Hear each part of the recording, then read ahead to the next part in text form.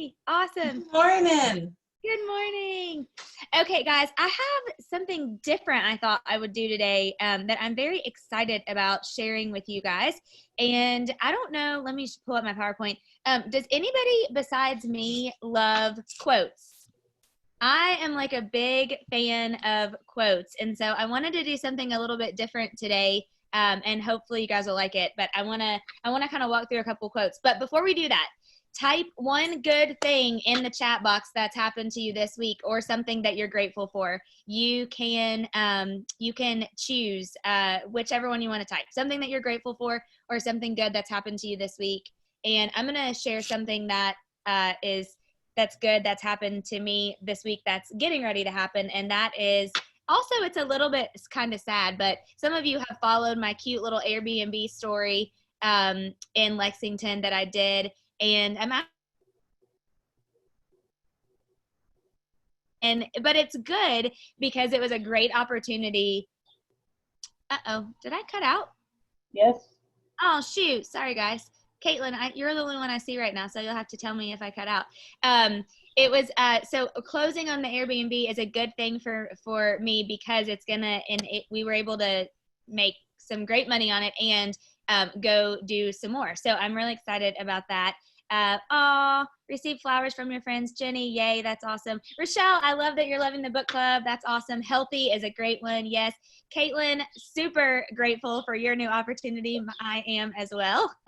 And Dawn, grateful for, I hope you had a great time. Okay, awesome. I'm gonna keep reading those as we kind of, oh, Stephanie, that's great. Under contract on your first rental soon. I love that. Linda and Jimmy will be very proud of you. So really fast, does anybody else feel like this? I wrote August yesterday on a document and was like, holy crap, it's August. This is crazy. I just cannot believe how quick.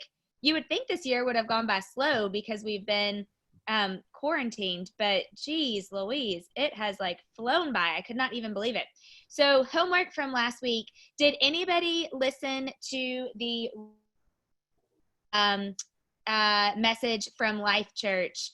And also he did a part 2. I got up Sunday and was ready to watch Craig Groeschel right before Chris Hodges.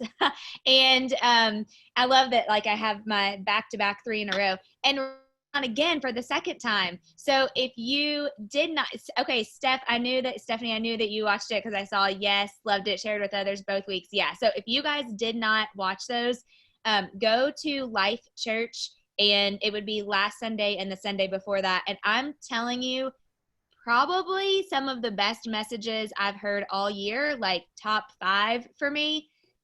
He crushed it. So the second one that was this past Sunday was all about authority.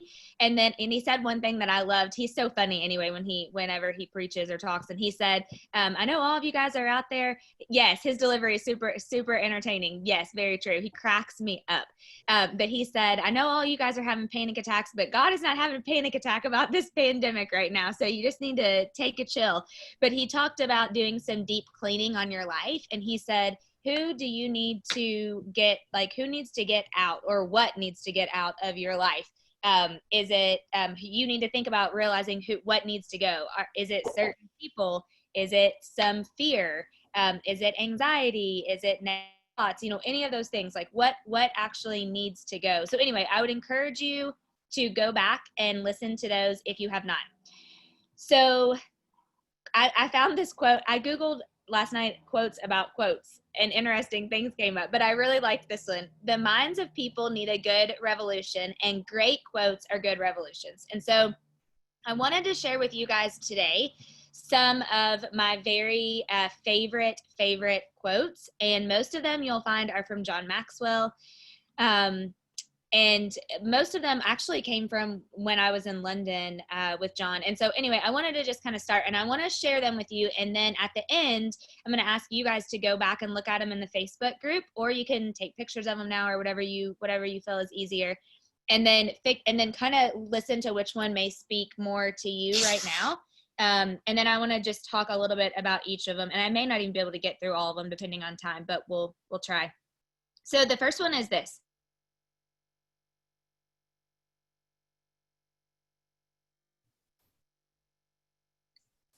You're frozen, Dana.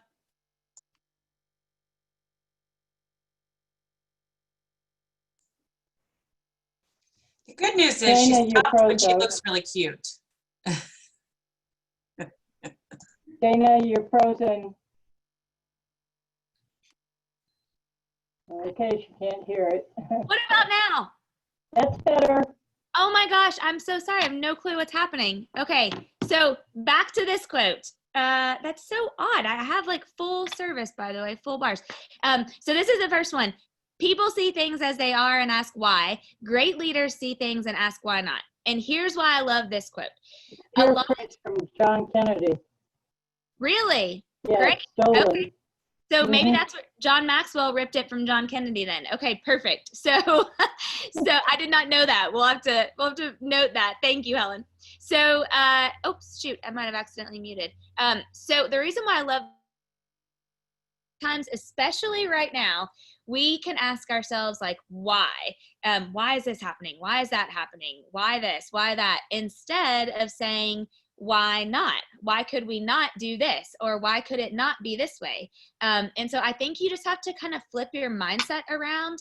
And I love that one because I think right now we're just so in this weird spot where there's so many questions of why. and I just want to challenge you to think about asking yourself, why not? So the second one is this quote: courage on the outside comes from listening on the inside.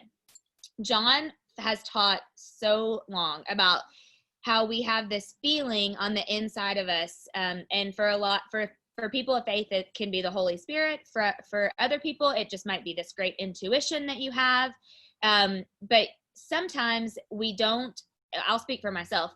We get too busy to really listen, and to listen to what that feeling is on the inside that's telling us something.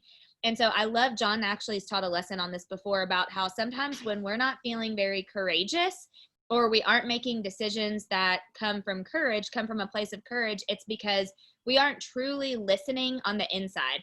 And I don't know if any of you would want to share something in the chat, but have you ever really felt like you've known something on the inside and you know it to be true? Like there's something inside of you that's telling you to do this, or to talk to that person, or to make this move, or to do that.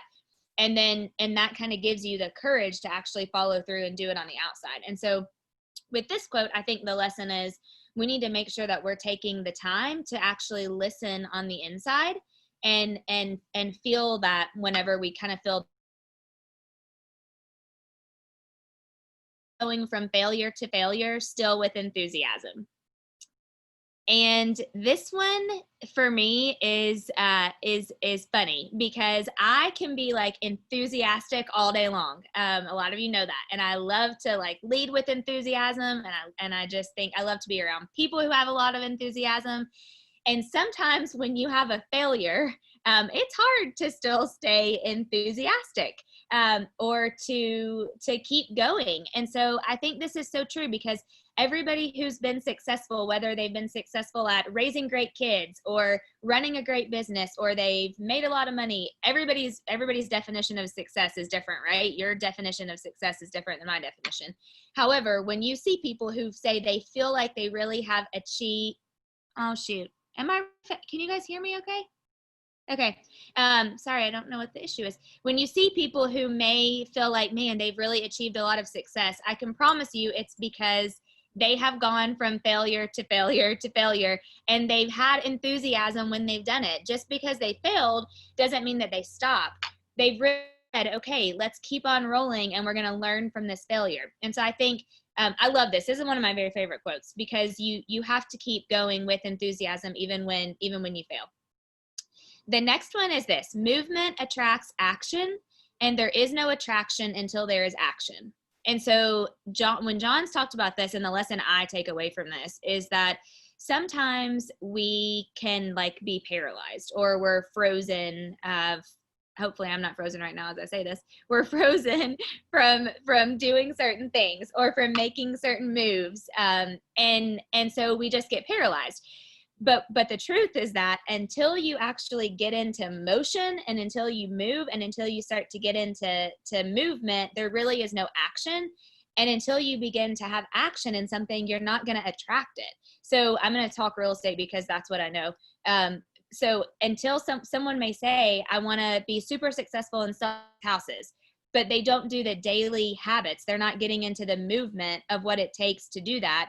And so then they're not taking action. So they're not attracting that business to them. They don't have attraction to it. And so I think you have to really look at this one and kind of go deep and think about if there's something that you're wanting to attract in your life, are you actually doing the movement to start the action that's going to lead you to attract what you want? And so I know that is a very important one. This one is huge for me. Great leaders have you experience other great leaders.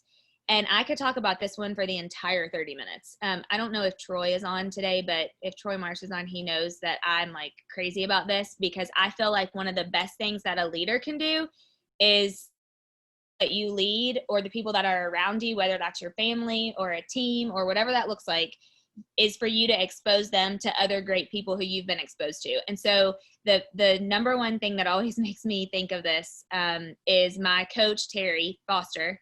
And Terry introduced me to an event called Catalyst in Atlanta. A lot of these lessons I've actually have shared on Morning Mindset have come from something I've learned at Catalyst. And Terry introduced me to great leaders. She introduced me to Craig Groeschel, who is like game changer, top 3 mentors, probably, I would say top 3, top 4 mentors. And she introduced me on a more deeper level to Andy Stanley. Linda McKissick put me in the room with John Maxwell for the first time. And so you have to think about this. When you have people around you, how are you experiencing them to great leaders? So what John did when we were in London, John Maxwell said his favorite leader of all times is Winston Churchill. And so obviously he couldn't put Winston Churchill in front of us because he's not alive. So he did the next best thing was he brought his grandson, and one of these quotes may even be from him in here. He brought his grandson to speak to us, share lessons that he learned from his grandfather. And it was really cool. And John said, the reason why I do these is because I want you guys to experience other great leaders. So this one is very special to me. And here's what I would tell you. You guys all at some point have the opportunity or experience to meet great people. And I would just say, take that back to other people around you, even if you have to do a Zoom and share with them what you learned, or even if you write an email and send bullet points of the things that you learned from that person. Help.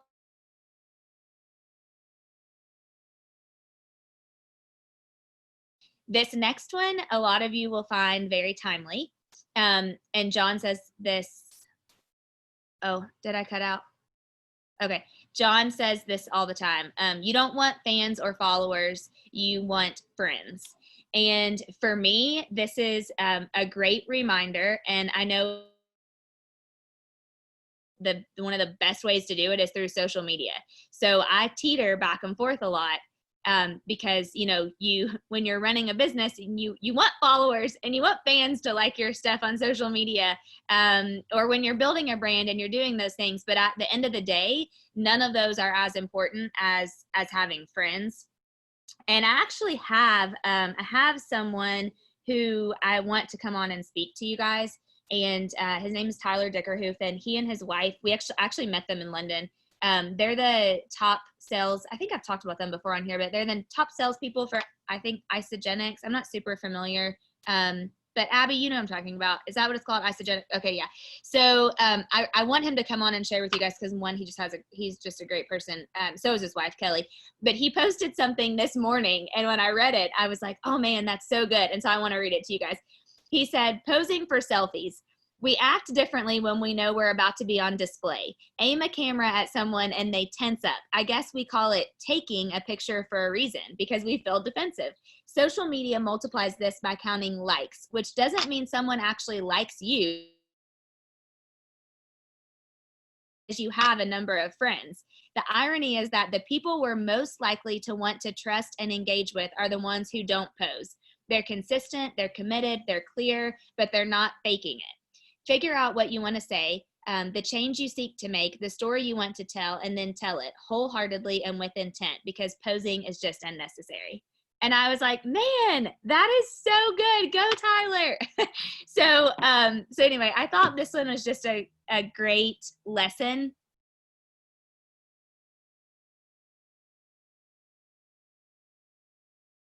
You right now. Is it bad? Oh, am I frozen now? Okay, weird. I don't know what's happening. Okay, here's the next one. It's our background and our circumstances that make us who and what we are today. You get to choose if it's for the good or the bad.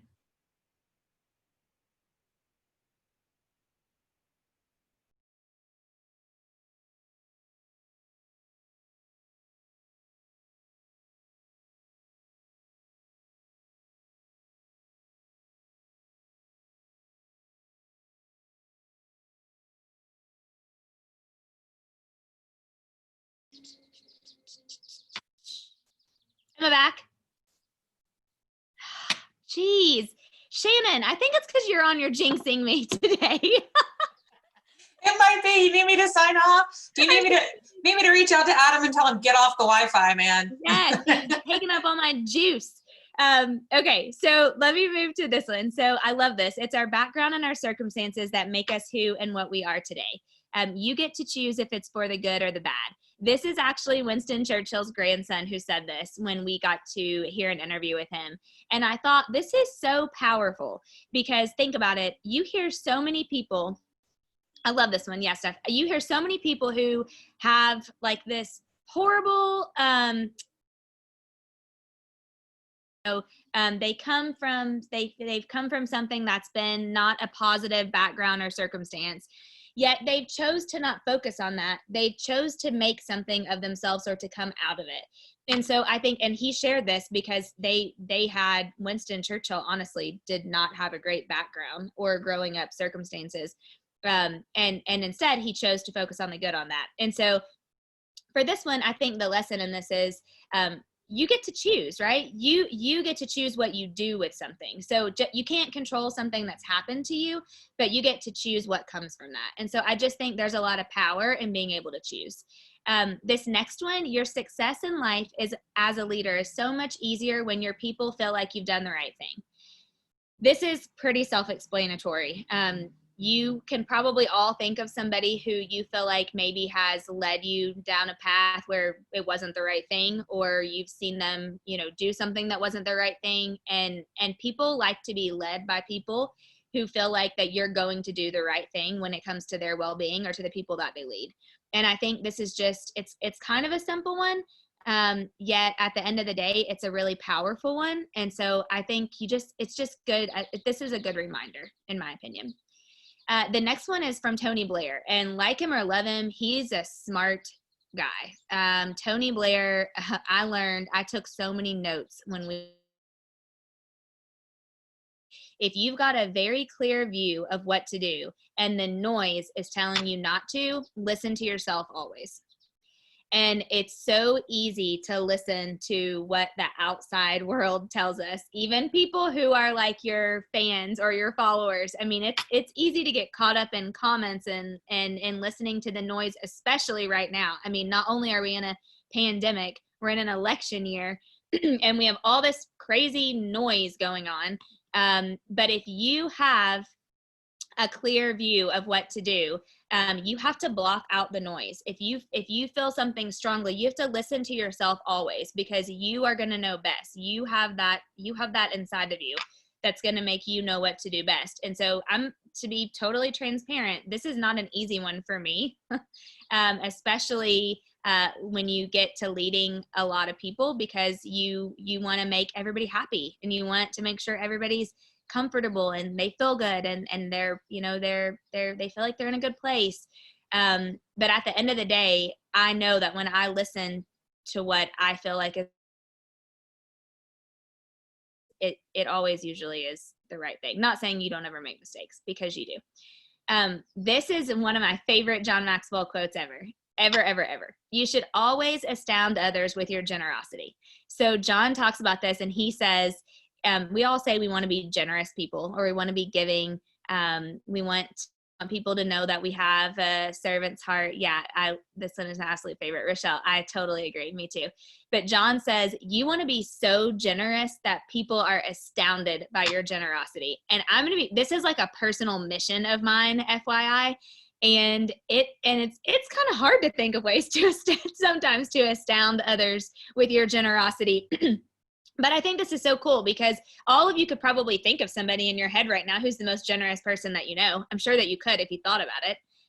And so you just have to think about how can you really astound others by being generous. And sometimes that's not always necessarily even like monetarily or money wise. Because I used to think that you could only be generous if you were giving like money wise. And that's not necessarily the case. You can be generous in so many other ways.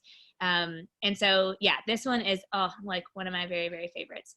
This is a big one. Oh, thanks, Caitlin. Thank you. Thank you. I didn't pay her to say that. Just kidding. Okay. This is one of my really favorites. Uncomfortable people make other people feel uncomfortable and the situation uncomfortable. Have you ever been in a situation or people who are just uncomfortable and they make you uncomfortable or they make a situation uncomfortable? And when John talks about this, I was like, man, that's so true. You don't have to like name them out loud, but I know that you can probably think of somebody where you're like, it's always an uncomfortable situation or it's an uncomfortable feeling. And so I think this is such a great reminder too, because I don't know about you guys, but I want to be the person that makes everyone feel comfortable. And so just remember that when you have an uncomfortable person, you have to be comfortable in your own skin. You may not even know sometimes that you make other people feel uncomfortable. I'm sure I probably have at some point, but you have to be comfortable with yourself first in order to and think about how you feel when you're around uncomfortable people or situations. So I feel like I've just said the word comfortable 30 times. Kind of sounds weird once you say it so many times. But I really, really like this one. And Steph, I totally agree with that. You get what you give. Yeah, I believe that. This is another really, really great one. The quickest way to set yourself apart from others is to exceed expectations. Excuse me. And I think as humans, we're kind of taught that we want to meet people's expectations. And for years, actually, in real estate was we want to meet your expectations. And then I went and heard John say, you don't ever want to meet someone's expectations. You want to exceed someone's expectations. And if you think about, if you think about like the Ritz-Carlton, I mean, you don't go there and have your expectations met. You go there and your expectations are exceeded. Like, and you can all probably think of experiences that you've had where your expectations have been completely exceeded. And so I think when you think about this, if you are ever wanting to set yourself apart, whether it's from another person or in your career or your job, the quickest way to do that is to exceed other people's expectations. Don't just do what they're expecting you to do. Go above and beyond and exceed whatever that looks like, even if it's for your family or anybody around you. You're going to be totally set apart when you are exceeding people's expectations. And so this is one that I really love this one too. I don't even know how many more we have left. 4 minutes. Okay, I'll hurry. To really succeed, you have to be willing to do what the average person isn't willing to do. This is just true all day long. I mean, when you think of people who are successful, they're doing what other people are not willing to do. I also follow and have a friend on Instagram named Simon Arias, and he'd be another great one. I'd love to come on and talk. I want to start trying to bring some guests to you guys because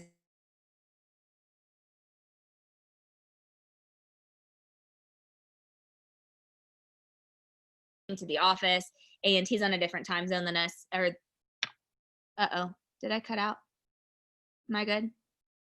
Okay, thanks. Now I see Dawn. People like fluctuate. I don't know why that is. So it was funny because this morning he was doing an Instagram and he pulled up and he said, we had the best July. He owns a, I think like an insurance agency, but he said, we had the best July we've ever had. And he said, and for 14 years, I've been doing this every single day. And so he got out of his vehicle and he turned the camera around and he showed the parking lot and there wasn't one car in the parking lot. And it was 5:45 his time, AM.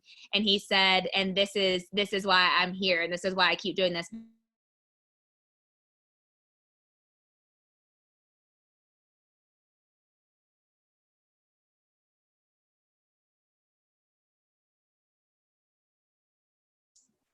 You're frozen, Dana.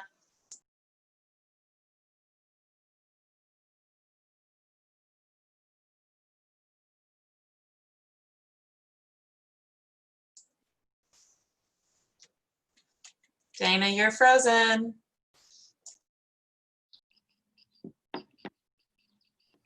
Dana, you're frozen, honey.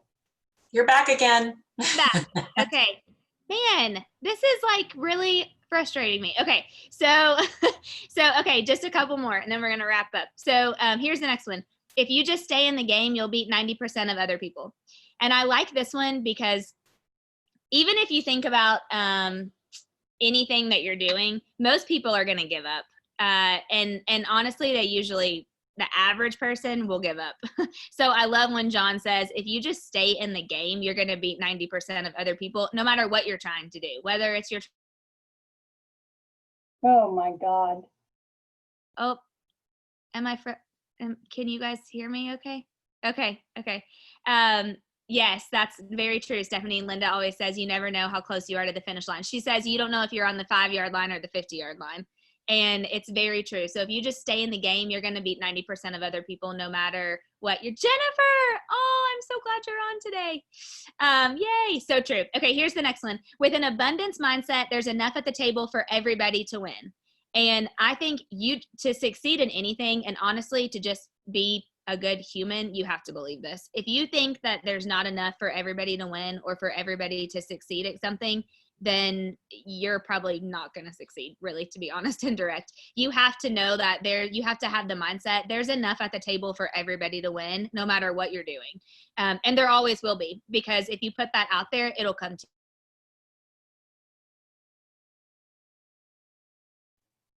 You're gone again. Dana? Dana? Dana, you're frozen.